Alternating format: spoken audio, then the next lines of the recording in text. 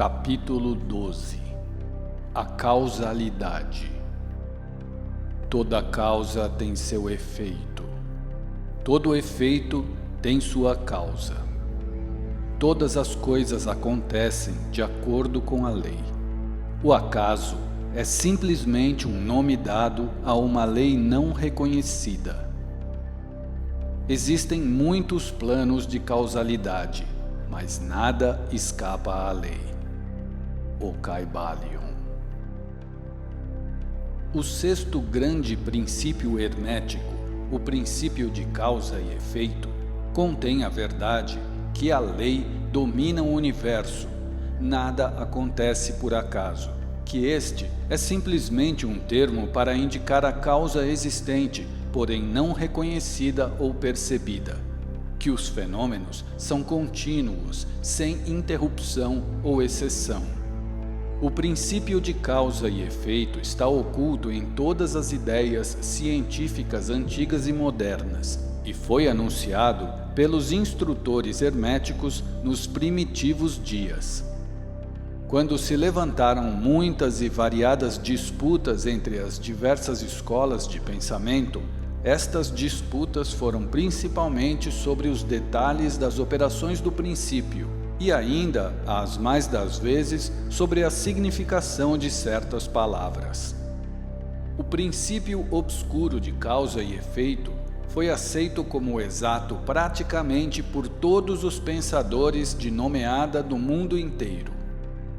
Pensar de outro modo seria subtrair os fenômenos do universo do domínio da lei e da ordem e proscrevê-los ao domínio de uma causa imaginária que os homens chamaram o acaso. Uma pequena consideração mostrará a todos que, em realidade, não existe coisa alguma de puro acaso. Webster define a palavra acaso do modo seguinte: um suposto agente ou modo de atividade diferente da força, lei ou propósito. A operação de atividade de tal agente. O suposto efeito deste agente.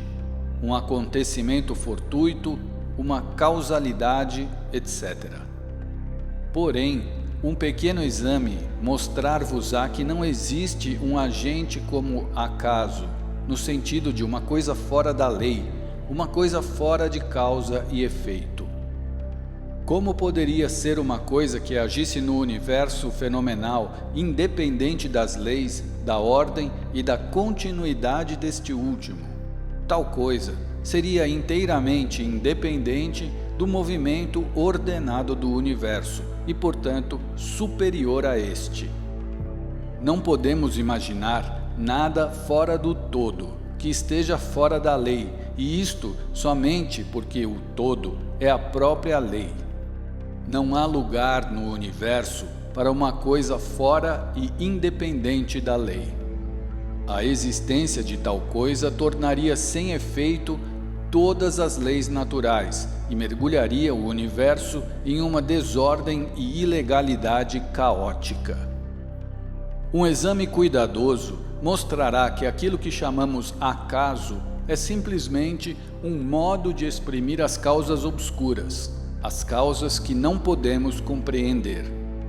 A palavra acaso é derivada de uma palavra que significa cair, como a caída dos dados, dando a ideia de que a caída dos dados e de muitos jogos de azar é simplesmente um acontecimento que não tem relação com qualquer causa. E é este o sentido em que geralmente é empregado o termo. Mas quando o assunto é examinado secretamente, vê-se que não há nenhum acaso na caída dos dados. Todos os dias cai uma morte, que desagrada a um certo número de pessoas. Ela obedece a uma lei do infalível, como a que governa a revolução dos planetas ao redor do Sol. Atrás da vinda da morte estão as causas, ou cadeias de causas, movendo-se além do lugar que a mente pode alcançar. A posição da morte no box, a redução da energia muscular expendida nos golpes, a condição da mesa, etc., todas são causas, cujo efeito pode ser visto. Mas atrás destas causas observadas, existem cadeias de causas de procedência não observada, todas as quais têm uma influência sobre o número da morte predominante. Se uma morte dura uma grande quantidade de tempo, isto procederá de que os números manifestados são quase iguais, isto é, haverá um número igual de uma mancha, duas manchas, etc., que são predominantes. Lançai uma moeda ao ar e ela cairá sobre quaisquer caras ou coroas. Mas fazei um bom número de arremessos e as caras e coroas cairão logo. Esta é a operação da lei proporcional. Mas apesar da proporção e dos simples arremessos estarem debaixo da lei de causa e efeito, se fôssemos capazes de examinar nas precedentes causas, seria claramente observado que era simplesmente impossível para a morte vir de outro modo, nas mesmas circunstâncias e no mesmo tempo. Dadas as mesmas causas, os mesmos resultados advirão. Sempre há uma causa e um porquê para todos os acontecimentos. Nada acontece sem uma causa ou uma cadeia de causas. Muita confusão houve nas mentes de pessoas que consideraram este princípio, porque não eram capazes de explicar como uma coisa poderia causar outra coisa, isto é, ser a criadora da segunda coisa. Com efeito, como matéria, nenhuma coisa pode causar ou criar outra coisa. A causa e o efeito são distribuídos simplesmente como eventualidades. Uma eventualidade é aquilo que acontece ou advém como um resultado ou uma consequência de diversos eventos procedentes. Nenhum evento cria outro evento, mas é simplesmente um elo precedente na grande cadeia ordenada de eventos procedentes da energia criativa do todo. Há uma continuidade entre todos os acontecimentos precedentes, consequentes e subsequentes. Há uma relação entre tudo o que veio antes e tudo o que vem agora. Uma pedra é deslocada de um lugar montanhoso e quebra o teto de uma cabana lá embaixo no vale. A princípio consideramos isto como um acontecimento casual, mas quando examinamos o assunto, encontramos uma grande cadeia de causas. Em primeiro lugar está a chuva que amoleceu a terra que suportava a pedra e que a deixou cair. Em segundo lugar, atrás desta, está a influência do sol, de outras chuvas, etc., que gradualmente desintegraram o pedaço de rocha de um pedaço maior. Estão as causas que motivaram a formação da montanha e o seu levantamento pelas convulsões da natureza e assim até o infinito. Então, poderíamos procurar as causas atrás da causa da chuva, etc. Poderíamos considerar a existência do teto. Enfim, logo nos envolveríamos em uma rede de acontecimentos, causas e efeitos, de cujas malhas intrincadas não nos poderíamos desembaraçar. Do mesmo modo que um homem tem 2 pais, 4 avós, 8 bisavós, 16 trisavós e assim por diante, até que em 40 gerações calcula-se o número dos avós remontarem a muitos milhares. Assim é com o número de causas que se ocultam sob o mais trivial acontecimento ou fenômeno, tal como a passagem de uma delgada fuligem pelos vossos olhos. Não é coisa agradável descrever o pedaço de fuligem desde o período primitivo da história do mundo, desde quando ele formava uma parte de um tronco maciço de árvore, que foi primeiramente transformado em carvão e depois até que passou agora pelos vossos olhos no seu caminho para outras aventuras.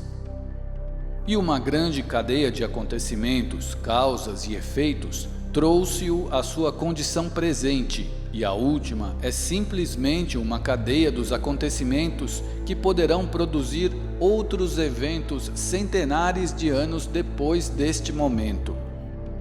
uma série de acontecimentos procedentes do delgado pedaço de fuligem, foi a escrita destas linhas que fez o tipógrafo mestre reformar certa palavra, o revisor fazer a mesma coisa, e que produzirá certos pensamentos na vossa mente e de outros, que por sua vez afetarão outras, e assim por diante, conforme a habilidade do homem para raciocinar. E tudo isso da passagem de um delgado pedaço de fuligem, o que mostra a relatividade e associação das coisas, e o fato anterior que não há coisa grande, não há coisa pequena na mente que causa tudo. Detende-vos a pensar um momento. Se certo moço não tivesse encontrado uma certa moça no obscuro período da Idade da Pedra, vós, que agora estáis lendo estas linhas, não existiríeis agora. E talvez, se o mesmo casal não se encontrasse, nós que escrevemos estas linhas não existiríamos também agora. E o verdadeiro ato de escrever da nossa parte e o ato de ler da vossa poderá não só afetar as respectivas vidas, nossas e vossas, mas também poderá ter uma influência direta ou indireta sobre muitas outras pessoas que agora vivem e que viverão nas idades futuras. Toda ideia que pensamos, todo ato que fazemos, tem o seu resultado direto ou indireto que se adapta à grande cadeia de causa e efeito. Não queremos entrar em consideração sobre o livre-arbítrio ou determinismo nesta obra por várias razões. Entre as diversas razões, a principal é que nenhum lado da controvérsia é inteiramente verdadeiro. Com efeito, ambos os lados são parcialmente verdadeiros de acordo com os preceitos herméticos. O princípio de polaridade mostra que ambos são meias-verdades, polos opostos da verdade. Os preceitos são que o homem pode ser livre e ao mesmo tempo limitado pela necessidade, dependendo isto da significação dos termos e elevação da verdade, cuja significação é examinada. Os escritores antigos expressam este assunto assim: a criação que está mais distante do centro é a mais limitada. Quanto mais próximo chega do centro, tanto mais livre é. A maioria das pessoas são mais ou menos escravas da hereditariedade dos que as rodeiam, etc., e manifestam muito pouca liberdade. São guiadas pelas opiniões, os costumes e as ideias do mundo exterior, e também pelas suas emoções, sensações e condições, etc. Não manifestam domínio algum digno de nome.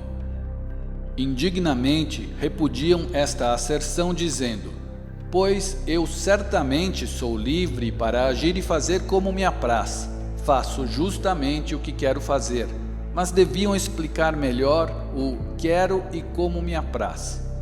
Que os faz querer fazer uma coisa de preferência a outra? Que lhes faz aprazer fazer isto e não aquilo? Não existe porquê para a seu prazer e desejo? O mestre pode mudar estes prazeres e vontades em outros no lado oposto do polo mental. Ele é capaz de querer por querer, sem querer por causa das condições, emoções, sensações ou sugestões do meio, sem tendência ou desejo. A maioria das pessoas são arrastadas como a pedra que cai, obediente ao meio, às influências exteriores e às condições e desejos internos, não falando dos desejos e das vontades de outros mais fortes que elas, da hereditariedade, da sugestão, que as levam sem resistência da sua parte, sem exercício da vontade. Movidas como os peões no jogo de xadrez da vida, elas tomam parte neste e são abandonadas depois que o jogo terminou. Mas os mestres, conhecendo a regra do jogo, elevam-se acima do plano da vida material, e colocando-se em relação com as mais elevadas forças da sua natureza, dominam as suas próprias condições, os caracteres, as qualidades e a polaridade, assim como o meio em que vivem, e deste modo tornam-se motores em vez de peões, causas em vez de efeitos. Os mestres não escapam da causalidade dos planos mais elevados, mas concordam com as leis superiores e assim dominam as circunstâncias no plano inferior. Eles formam parte consciente da lei, sem serem simples instrumentos. Enquanto servem nos planos superiores, governam no plano material. Porém, tanto nos superiores como nos inferiores, a lei está sempre em ação. Não há coisa do acaso. As deusas cegas foram abolidas pela razão. Agora, podemos ver, com os olhos esclarecidos pelo conhecimento, que tudo é governado pela lei universal. O infinito número de leis é simplesmente uma manifestação da única grande lei, a lei que é o todo. É verdade, contudo, que nem mesmo um pardal fica descuidado à mente do todo, assim como os cabelos da nossa cabeça são contados, como disseram as Escrituras. Nada há fora da lei. Nada do que acontece é contrário a ela. Contudo, não cometais o erro de supor que, por causa disso, o homem é simplesmente um cego autômato. Os preceitos herméticos ensinam que o homem pode usar a lei contra as leis e que a vontade superior prevalece contra a inferior, até que, por fim, procure refúgio na própria lei e olhe com desprezo as leis inferiores. Sois capaz de compreender a mais íntima significação disto?